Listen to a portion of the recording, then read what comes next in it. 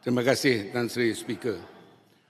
Soalan daripada Sri Gading berkaitan dengan batik sirat nenas.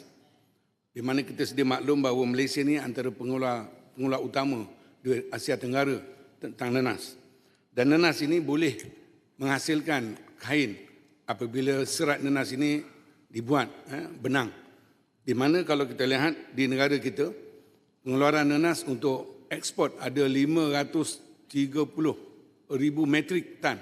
Jadi maknanya di sini kalau kita lihat bahawa nenas juga adalah batik nenas ini juga adalah satu batik yang hampir menyamai sutera.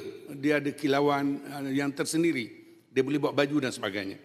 Soalan daripada Sri Gading, apakah bantuan kementerian dalam usaha promosi untuk batik nenas ini boleh diperkenalkan di peringkat antarabangsa kerana dia merupakan mesra alam dan tahan dan nilai kualitinya tinggi dengan pasaran yang baik kepada negara. Terima kasih.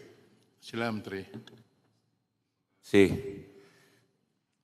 Ini saudara ini memang hebat nih, yang berhormat. Mengenai itu nanas itu, bukan nanas saja itu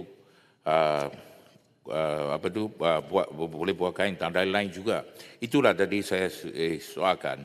Ini kita nak menjemput itu sektor swasta.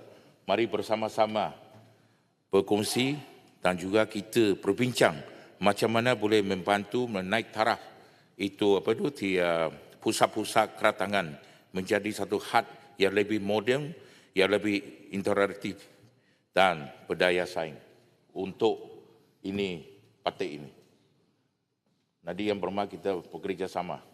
Okey, sekian. Baik. Seterusnya saya jemput Datuk Larry Seng, Wei Xian,